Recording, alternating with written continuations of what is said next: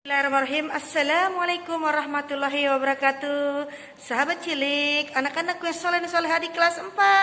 Sua lagi bersama Ibu Yana dalam Sejarah Kebudayaan Islam edisi Rabu 18 November 2020. Hari ini kita akan mereview kembali mengenai Sirah Nabawiyah, mengenai hijrah Nabi Muhammad SAW yang ke negara Habasyah dan ke kota Taif. Selamat mengikuti. Ini kita akan mempertegas kembali bahwa hijrah dilakukan manakala perjuangan Islam dinyatakan akan sia-sia karena banyaknya penindasan, banyaknya penentangan di sana sini. Untuk itulah Nabi Muhammad SAW mengajak para sahabat yang saat itu sudah memeluk Islam agar bisa tetap istiqomah dalam keimanannya untuk hijrah menuju tempat yang dirasakan lebih aman. Ya, kota pertama yang didatangi adalah kota Habasyah yang sekarang dikenal sebagai negara Ethiopia. Baik, kita akan bahas secara lebih terinci mengenai perjuangan hijrah Nabi Muhammad SAW dan para sahabat ke kota Habasyah. Hijrah ke kota Habasyah ini dilakukan pada bulan Rajab, tahun kelima setelah kenabian. Bukan hijrah tersebut menuju negara Habasyah dengan menggunakan perahu yang sebelumnya telah disewa.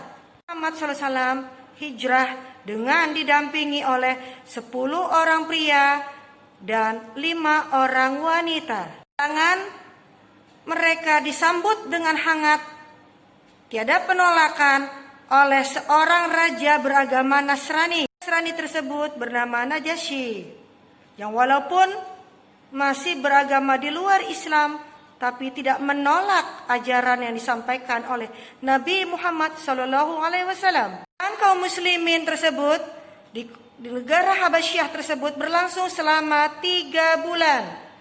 Dan setelah itu mereka memutuskan untuk kembali ke negara asal mereka karena dirasakan suasana saat itu sudah mulai kondusif dan aman. Namun ternyata keadaan masih tidak mendukung perjuangan Islam di tanah kelahiran. Untuk itulah Nabi Muhammad kembali mengajak kaum muslimin untuk kembali ke kota Habasyah untuk yang kedua kalinya. Allah memutuskan untuk kembali hijrah ke kota Habasyah karena dirasakan keamanan pada saat itu sudah tidak memungkinkan bagi kaum muslimin karena terjadinya penindasan dari kaum kufar. Perjalanan hijrah yang kedua kalinya ke kota Habasyah dipimpin oleh sahabat bernama Ja'far bin Abi Thalib. Ini kaum muslimin yang ikut hijrah terdiri dari 83 pria, 18 orang perempuan. Allah menurunkan hidayah kepada Raja Najasyi ketika Ja'far menyampaikan mengenai dalil dalam Al-Quran mengenai kenabian Nabi Muhammad SAW. Saat itulah Raja Najasyi tersebut melelehkan air mata dan secara spontan menyatakan keislamannya dengan mengucapkan kalimat syahadat. Kita masuk kepada pembahasan yang berikutnya mengenai hijrah Nabi Muhammad SAW dan para sahabat ke kota Taif. Hijrah di kota Taif ini terjadi pada tahun ke-10 setelah kenabian. Taif dipilih karena letaknya yang tidak berjauhan dari kota Madinah. Itu adalah Rasulullah SAW merasa di kota Taif tersebut terdapat beberapa kerabat beliau. Jadi kemungkinan untuk mendapatkan penentangan dan penolakan dirasakan beliau sangat kecil. Itu beliau didampingi oleh sahabat bernama Zaid bin Harithah. Tapi anak-anakku, sungguh di luar ekspektasi beliau, kedatangan beliau ke kota Taif ternyata tidaklah sesuai yang diharapkan.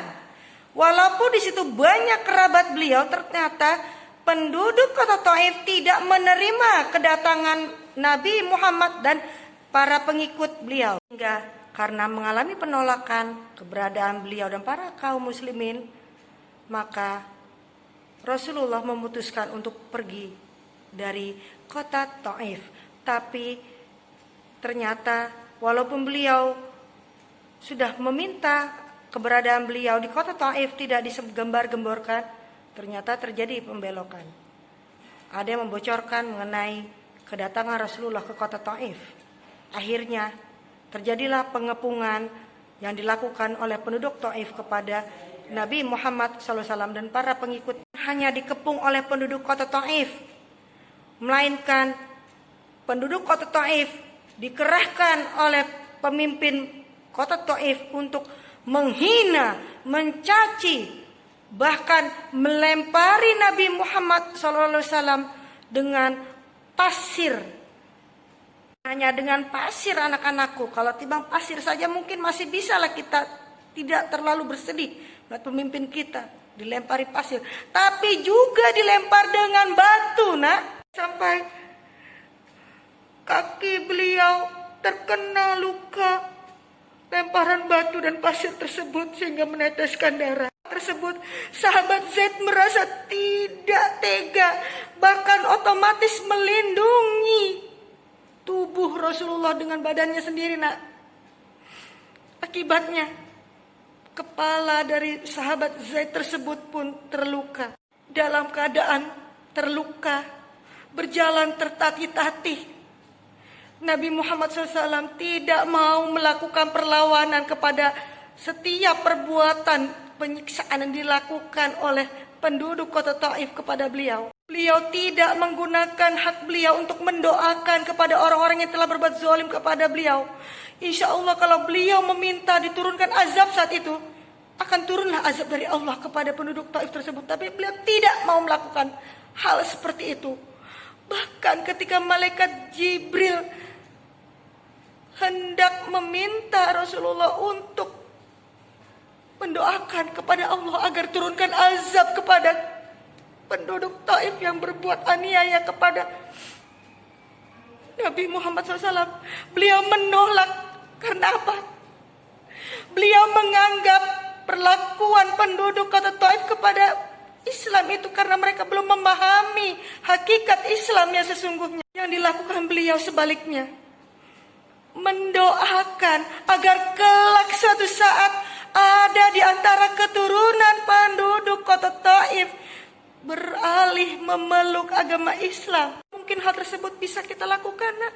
Ketika ada orang yang menyakiti, ketika ada orang yang menzalimi kita, kita tidak lantas membalas dengan perbuatan yang sama. Kisah ini kita bisa ambil kesimpulan. Begitulah perjuangan Nabi Muhammad SAW menegakkan kalimat Islam di muka bumi ini. Beliau merupakan rahmatan lil alamin. Beliau tidak mengajarkan ujaran kebencian. Apakah kita sebagai umat yang mampu melakukan hal tersebut? Anak-anakku,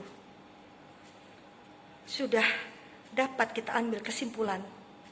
Tak ada sesuatu yang sia-sia di muka bumi ini.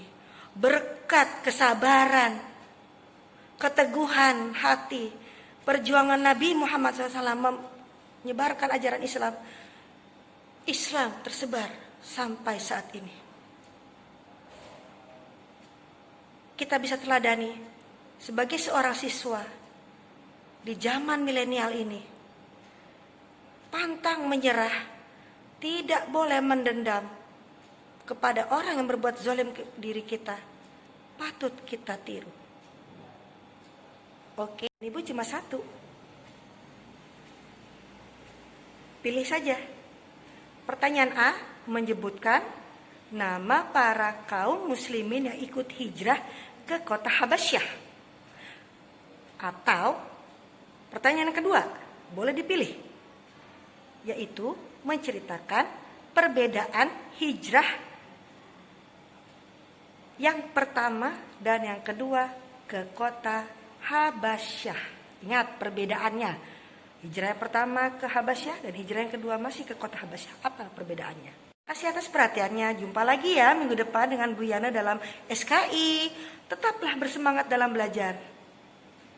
Jangan ada kata mudah menyerah. Generasi Islam, generasi tangguh.